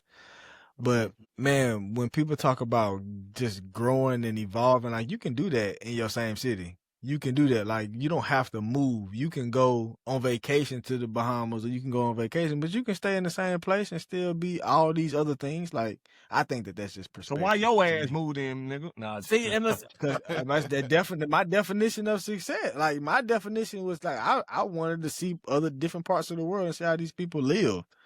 So that's like, I don't knock nobody who chose to stay there. In situation. Absolutely. So I will ask you this though, Bill. Not ask you this, but this basically why I'm saying it, because y'all saying perspectives and shit too. But the reason I asked this question in general, because people are like, oh, I got moved to his and that, is because, bro, like, nigga, I live in D.C., right? And the craziest shit I ever heard, this nigga come from Mississippi, because living in Mississippi, I really do understand why people have to dip. Because it's honestly, if you really ain't owning your own business or have some type of ties, it's really kind of hard to make, good. It is like, just off retirement, I think. Just off a degree alone. Just to put it that way. If you ain't got nothing really extra other than like a degree, it's kind of tough. But anyway, so I had to leave to get technology, because even though I had my top technology, stuff, it's hard to get a job because ain't that many jobs in Mississippi. So a nigga that been in technology 50 years, I'm like, nigga, what I'm gonna leave for? So anyway. Right, like. Right. So, but the reason I asked that, you say what, Smooth? I said I disagree. Okay. Well, what part, Smooth? We'll go to that. Hold on. We'll go to that. But this the craziest part. So that's why I asked you the perspective, because this is my whole general question. Because, nigga, it was a kid that was going to law school, in a lawyer, right? Like, trying to get it in law school. She wasn't one of my kids, not from my school, but I don't know how we met, whatever. But she was like, I got to leave Virginia. And I was like, why? She said she want to be a lawyer in politics. Bitch, we in D.C. Right. That's funny. That's I funny. was like, what? Maybe her perspective just not on. But look, my mind was her perspective. That's what I was about to say though. That's what I was about to say. Like, I think a lot of times when people want to leave, it's the people around them. You know what I'm saying? They want to get away from that or the environment. Yeah, that environment that's draining them. You know what I'm saying? Yeah. I think that's really what it boils down to. Because what did you disagree with what I said earlier, though? That's what I was about to say. So the reason I disagree with it, because you said something about Mississippi, which is what I totally disagree with, especially being from the coast. Like, my cousins, my family, like, you can go to the shipyard, you can make 60 racks off the rip. You know what I'm saying? Going to the shipyard. And upward. And go upward. At 19 years old. Let's say this. The cost of you can living make 100, 200, 300. The cost of living in Mississippi is a lot cheaper than what you're thinking about. Yeah. Right. So you can still get an apartment under $1,000. So you can have an apartment on the coast, $700. You get an apartment here, it's going to be $1,500. You can make that same money on the coast. And then, but a lot of times when you in environments like, being on the coast though, with it being so small and everybody in your business. Place of work that knows you, that be a lot of the times that make you want to like get away because it be so much shit going on. Because everybody work in the same industry, whether you work at the VA, whether you work at the shipyard, that's where everybody works. And if you don't know them, you know somebody that know them. Yeah. When everybody know your family. When I go to Walmart in Mississippi, when I go to Walmart in Pascagoula, I kid you not, I run into somebody I know every single time. I'm not kidding. Right. I'm not. So that's kidding. what I'm saying. So to Dink's point, like those same people that's in VA, I think they probably still feeling that same proximity to the people that that they know. And then to your other point about like, when it comes to jobs in Mississippi, okay, Dink, so you work in DC. Well, you work near DC. And DC is an hour away from you. We in Mississippi, we have this ideology that 20 minutes is too far. When in reality, you move to New York, you move to Atlanta, you move to DC, you gonna travel an hour and a half for work. Well, Bro, think about it. Even if you smooth. Even if you travel 15 miles, it's an hour away. Go ahead. That's my point. So I'm gonna bring it home. So you in the slap dead middle of fucking Marsh Point, Pascagoula, Mississippi, right? You can go to Jackson, you can go to Mobile, you can go to New Orleans. You got 3 major cities around you. But you like, oh, hell nah. But you want to move to D.C., Dallas, all these places that is still going to take you an hour to get to your motherfucking job. Well, man, listen, bro. When I first moved up here, it was such a shock. Like you said, in Mississippi, driving is like you said, 20 minutes is far. Bro, when I first got a job. Man, what? Crazy. When I first got hired up here, when I was like, dog, I got to get on the interstate, I was like, what is like, it was like, bro, like it's insane like up here, bro. And I was like, this ain't Mississippi no more. Well, so let me rebuttal to Smooth. Let me rebuttal to Smooth. I'm not saying it's not no jobs available for other industries. I'm talking about for technology alone. It ain't no jobs in Mississippi at that time. No, I'm not. But that's what I'm saying, though. I'm not saying just Mississippi. I'm just saying just in proximity, you have 3-4 different states that you could choose from and still be like an hour and a half away from. Oh, okay. That's all I'm saying. Yeah, like you can go to New Orleans, you go to Baton Rouge, you can go to. But your brain won't let you think that. Right, your brain won't let you think that because it's a different state. Right. Yeah, I get it. I would say my mindset has changed living here Hell yeah, I bet it has. You still driving a fucking hour. My mindset to change so bad, dog. Like I'm thinking, I want one of them cars Bip got. I was like, bro, I need me. Hey, cause Bip, so Bip, cause you work in Chicago and Milwaukee. That's an hour. Yeah. But let a motherfucker tell you had to drive to New Orleans every day. Every day. Look, hold on. Let me tell y'all. That do sound bro, crazy, right? I was working at CPS, bro. Yeah, I was working at in New Orleans, CPS, ain't but an hour. and the nearest children's hospital a lot of our kids, because we were in Harrison County or closer towards the Louisiana line, they would take the kids to New Orleans instead of Mobile, and where they would get hurt. So I remember it was like one day on it was like 3:00 in the evening. They was like, yo, you got an investigation. The kid is in New Orleans. Man, I almost quit. Man, no cap. I almost quit because I had to go to New Orleans at 3 p.m. and I got there, bro. I got on the highway. It was only like 3 hours. It was only like 45 minutes, 50 minutes. And I was just like, I remember being pissed. But now, thinking about going to Chicago or towards man, I'd be like, bro, this ain't nothing. You know, like. But now, let me ask you this, though, Bip. Yeah, exactly. Let me ask you this, though, Bip. You wouldn't have seen that or overstood that idea unless you left. Had I not moved. Saying, even thinking about it, like driving from that part of Mississippi to New Orleans, it do sound long. Like, that sound long, but it's not a long drive. Like, bro, I was talking to somebody. I was like, bro, yeah, we don't. I was like, New Orleans. I was like, that's not but an hour, like maybe 30, 40 minutes away from us. Bro, that's no time to drive somewhere, really. You know what I'm saying? I'm going to tell you what it is, though. I'm going to tell you what it is. But it sounds crazy. When you in the city, right, you can see some shit. Yeah. When you in Mississippi, boy, you don't see nothing but that long-ass road. And that really be what it is. Trees and trees. That's what it is. You don't see nothing. Hey, because look, though, you just said it. Those miles are different. Because when you in the city and you driving, you like in traffic, so it's like it's a reason why shit's slow. Nigga, you just driving a stretch. When you going you in another 18-wheeler on that bit.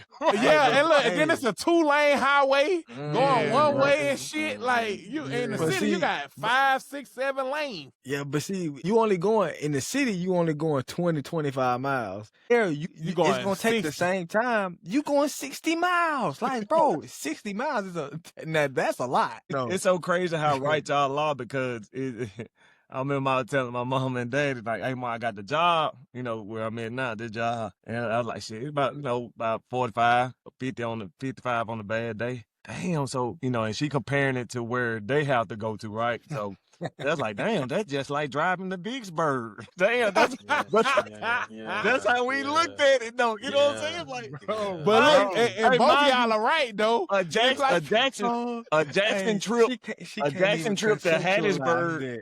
A Jackson trip to Hattiesburg is an hour and 30. And, there's some niggas commute here. Yeah. But we I'm like, man, we're going home the weekend. I got to travel an hour and a half. That ain't supposed to be shit. Even though I did drive that one morning, you know what I'm talking about? Hey, bro, hold on. Hattiesburg is about an hour and 30 minutes away from the coast, ain't it?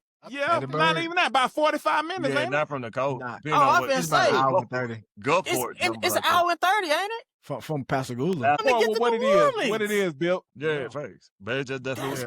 That's what the realm we were living in, though. But what it is from Gulfport, Bill? From Gulfport to New Orleans? No, to Hattiesburg. Oh, it's probably about 45 minutes. Well, no, it's probably about 50 minutes to an hour.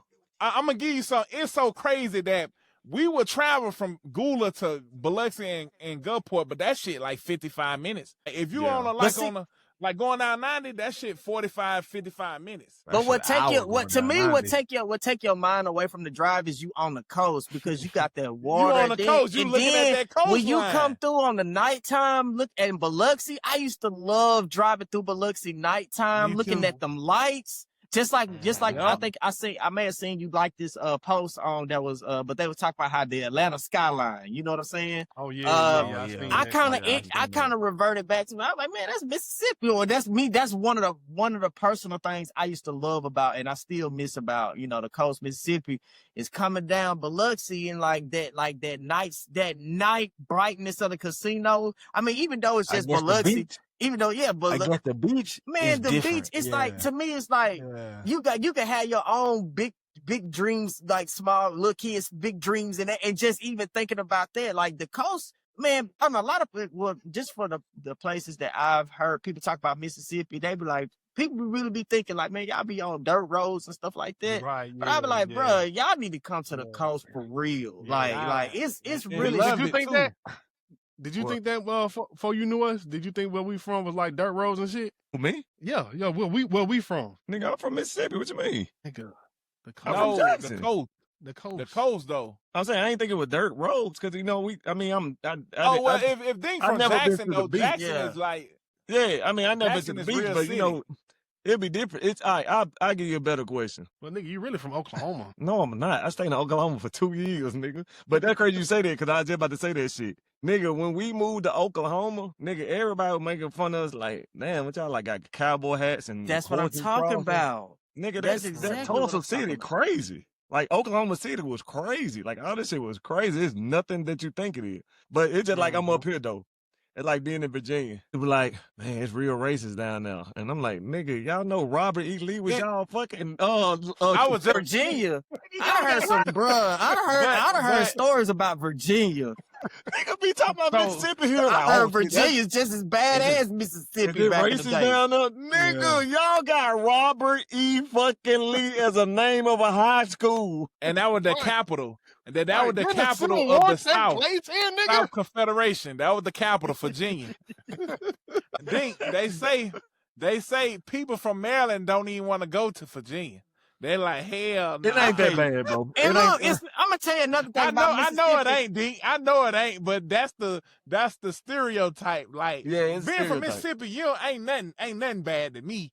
But it's like people in Maryland and DC, they don't want to go to Virginia because they racist. Hey, listen, it's how they portray us in movies too. Like, for instance, I think I was watching Django, and they was like, we ought to take them to Mississippi. And they was like, basically, like, don't nobody want to go to Mississippi, you know, like, because they was like, they do niggas bad down there. Like, I think that shit started with like, Mississippi burning, and we got movies like that. Yeah, that's how we always portrayed in movies and stuff. You got the Emmett Till shit, like the Emmett Till situation, yeah. Or even with movies like Down in the Delta, like the burning, Philadelphia. You know, it's funny because I talk to old men up here who have ties to Mississippi. Like it's crazy that so many people in Chicago, I guess because of the Great Migration, they got ties to the South, specifically Mississippi. And I got this one older dude in my group, one of my groups, and he white man? Nah, I'm a black guy.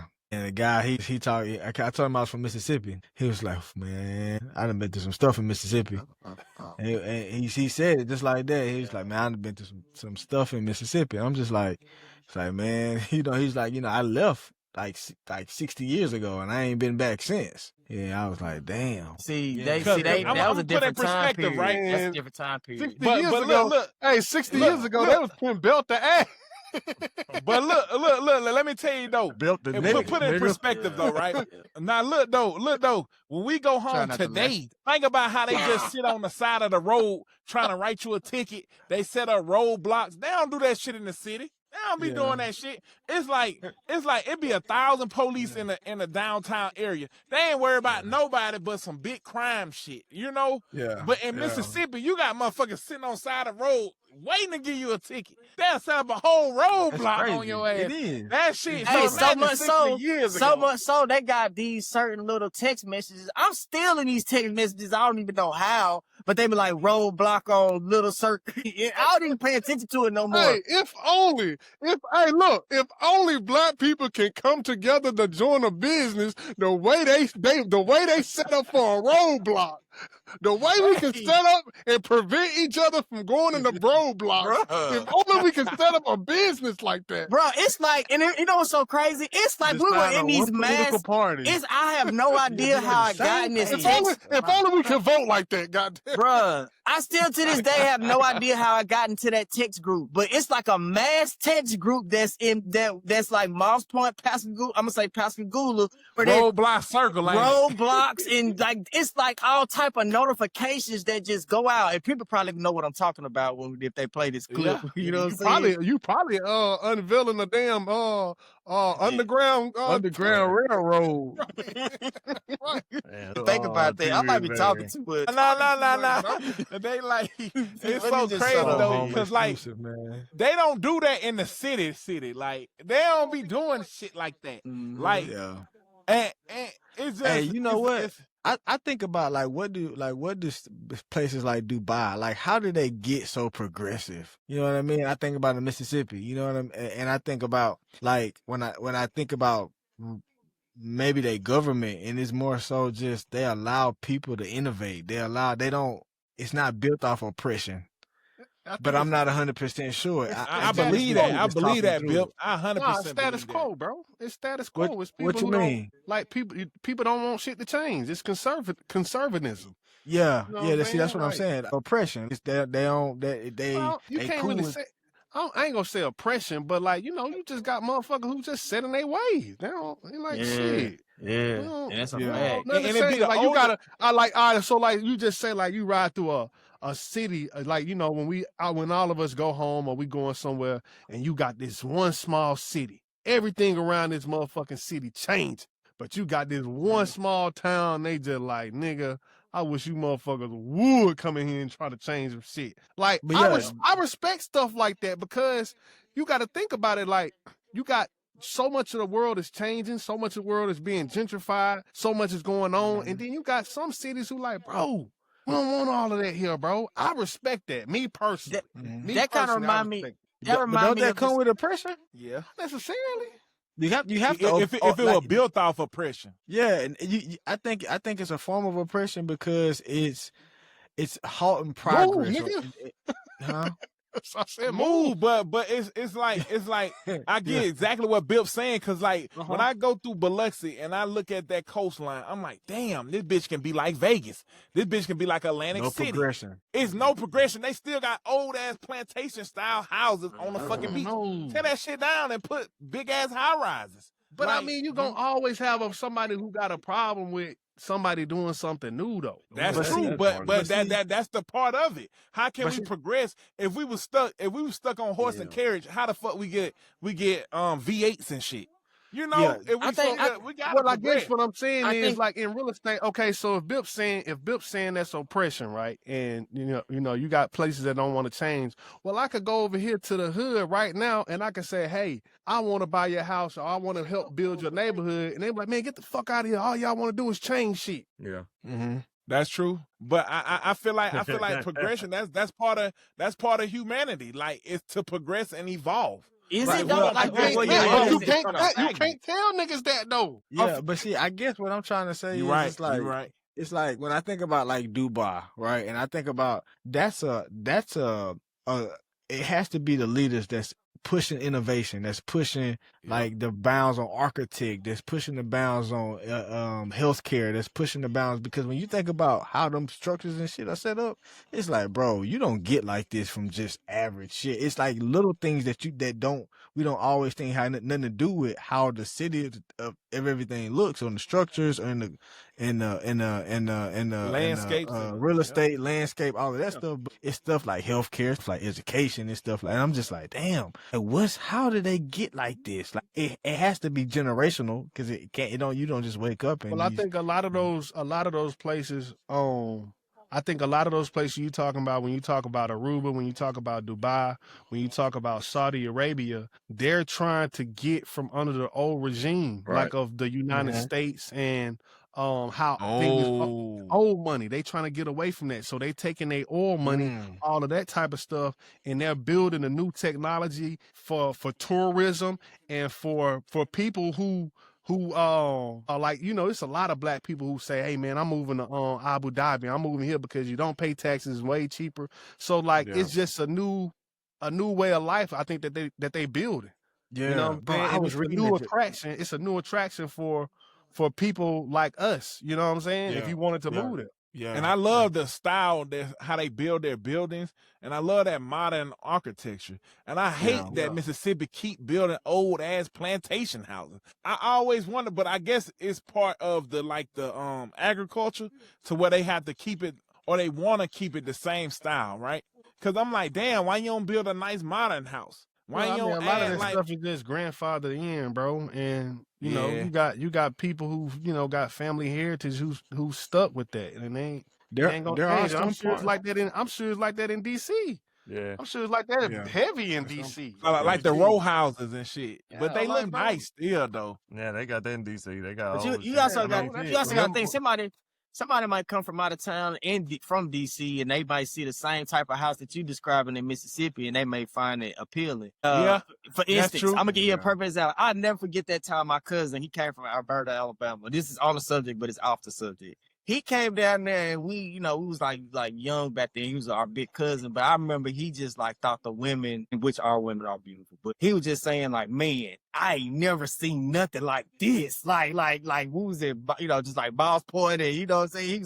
He was just like, you know what I'm saying? So just, and you got to think from where the part of, Alabama he came from, it's just different. Whereas to us, we do admire the same girls, but it's like, okay, we kind of see them around all the time and stuff like that. But like him coming from out of town and being like, what was that? Like, you know what I mean? Like, it's same with us. Yeah. You go somewhere else. You know what I'm saying? You go somewhere else, it's going to be the same thing. Yeah. When they like that, you know what I mean? Like, Perspective is everything. yeah, like for real. Everything. Yeah. Perspective is everything. I ain't gonna lie, but I been wanting to ask you, it must be like cold as fucking now. That nigga's in the garage. Yeah. Look, when I seen that nigga put that jacket on, I automatically knew it is no ventilation in that garage. Hey, bro, we gotta wrap this pod up. That nigga gonna turn into a popsicle. Right. It's finna be a long, wonderful Willie on Monday. Hey, bro, Smooth. I've been bro, looking at that nigga jacket the whole time. Like, man, that nigga must be freezing. that nigga put on a Tuskegee air flight jacket. For real. Damn. Hey, as soon as I see that jacket, I said, yeah, that garage fucking that nigga up. That nigga said a Tuskegee Airman. I already knew it. I ain't saying it. But bro, I already know that garage get colder than the motherfucker. Hey, somebody take Smooth Mike, boy. Hey, Smooth Mike, boy. This whole podcast, I just been wanting to throw a snowball at that nigga or something. Real shit, bro. I knew that nigga was cold. I knew it, dog. Preparing for a snowball fight. Look at this nigga, man. Bro, I already knew it, bro. I said, yeah. Y'all boy got me crying over here, boy. That nigga Willie in that garage. That man got no type of air ducts. Yeah, man, you can't question Willie your dedication to the grind. Right. Man. I appreciate you, I just been looking at that bitch, appreciate dog. you, dog. I said, man, I got to ask this nigga this question, dog. It gotta be cold as fuck. You know it's cold. You know it's cold because the nigga ain't sweating in that hot ass jacket. So I'm like, damn, this nigga must be outside doing the podcast. Hey, Dean, he got the coat on and the turtleneck. And hey, look at the sleeve. That nigga got extra ventilation. I know I got on the hoodie, so I'm like, all right, bet, but so I ain't want to ask because I was like, is it being contradicting? But I was like, man, nah, this nigga got on the Birdman lugs, you know? Oh, That nigga dressed for Harlem. right. That nigga got butters right now, dog. That nigga look like a character off the game Vendetta. right. Don't you? I don't see that. Oh shit, man! That nigga say Y'all boys crazy, Tuskegee bro. Airman jacket. That shit funny. Yeah, that was a good one. That supposed to that be, I was- ain't gonna lie, Smooth. That supposed to been a joke I said, nigga. You been listening to my stuff. Bro, I seen the jacket. I was like, yeah, my boy in that garage, dog. I'm talking about not sweating and not that nigga sitting there comfortable as fuck. I'm like, God damn, it must be freezing in that bitch. I was like, yeah, it's that time of the year. And it's 31 tonight, too. Oh man, hey, it's so cold outside. Also, up here got 13 inches of snow yesterday. That's crazy. It's snowing up there yet, How you like in Milwaukee? Damn, y'all got snow. We ain't had snow. We ain't had snow in like No. 200 days. You in California, ain't Derek? Where you at? No, I'm in Colorado, Denver. right? Denver. Oh yeah. Yeah. Damn, y'all ain't We had ain't snow had down there? snow. Hey, We fuck. ain't had snow. in Hey, fuck 203 Denver, nigga. days. We gonna beat y'all last Sunday, nigga. We Nah, boy. Hey, you know Bo Nick's coming with it. Both niggas Darren, you didn't be going come to the with game, shit. bro. I ain't never been to the pro game. I went to the college games. I ain't never been to the pro game. You ain't been to a Bronco game yet? They was sorry as hell. So Yeah, them niggas, nah, we gonna beat y'all ass. hey, y'all boys know we got Sanquez next week, bro. As a guest, Yeah. hey, did you ever get back in touch with Buddy? God, we kind of left that alone. be a good one. Yeah, can't wait to November that one. 17th. Hey, is he a joke? Is it this record? You know, I just We gotta bring the bro, big I guns think out on that one.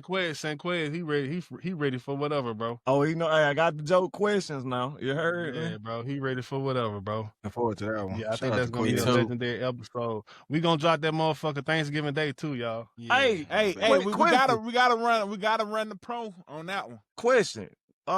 When everybody playing Meet Together, I want to do one live so bad, bro. Cause the way I see know, Jeff I Teague and know. them do their shit, that shit just seems so. Yeah. You know what I'm saying?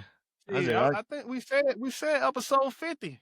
Yeah, episode okay. I guess 50, that's why I'm man. asking that question, cause that shit Yeah. sound. Yeah. What date Let that? me know. I'm with it. Let's go to Denver. I'm gonna go to Denver. Mike on the way. You wanna go to Denver or DC? Well, y'all boy been to DC. I When ain't is never that? been to When is Denver. that? What time? When is that gonna I be? like Brian? DC, man. Man, I ain't trying to see that same rat Well, you with know, that jacket Bill got on. You know you like DC. DC and at the Said the real estate out there Watergate. nice, huh? Watergate is nice as fuck. Watergate. Game hella nice. The Real Watergate estate Hotel game shit's for so DC. nice as fuck. What you talking about?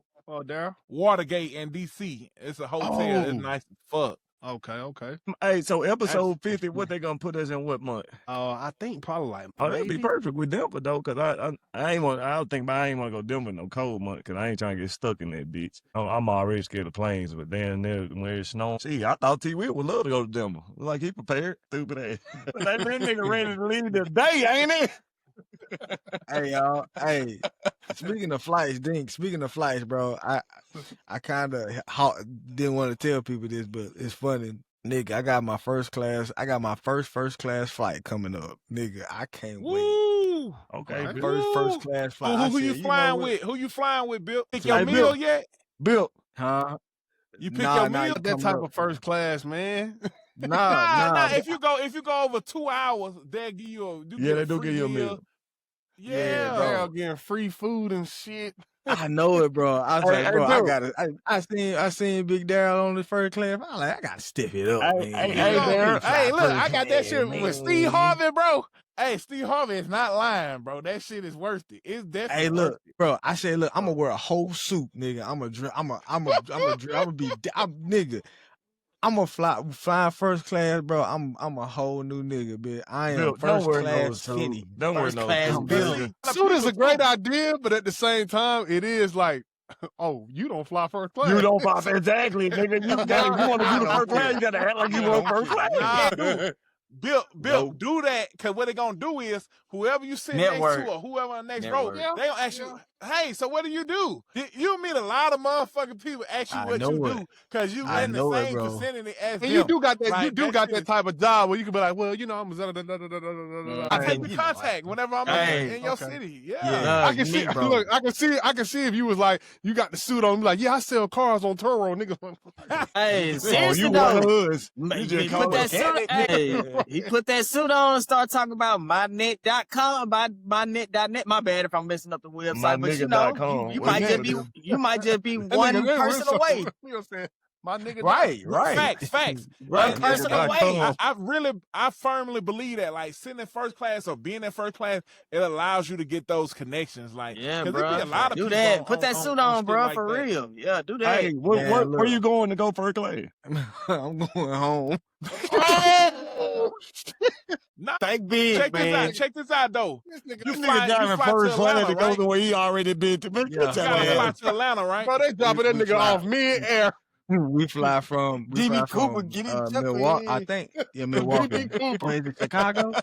To I Atlanta. think maybe Chicago to Atlanta, and then you go to Mobile. Okay. Oh, hold on. So you got 3 layovers? This nigga got Now, a I got layover two. flight Well, with just first one, class. just one layover. One. Okay. So you going straight to Atlanta then? Yeah, I'm going to Treating that Atlanta. nigga like he and riding then we coach, going straight to Atlanta. Then we're going to Mobile. This nigga got a discounted. Oh, first see, class. that's smooth though. Look, it's so crazy because like you'll meet a lot of people going through Atlanta airport, especially. I know it. Yeah. I know it. Hell yeah. I ain't even. Hey, last time I was in Atlanta airport, I saw Doe B. You think I he can hold the first flight? I was going to Rolling Loud and I came back on first class. Pee Wee Longway was on a first class flight. I got that nigga number, bro, and never hit his ass up. I was like, how much for the feature? He was like, he said, bro, I do it for 10, and I had 10 on. I was like, hey, I'm not Bill. You got three layovers.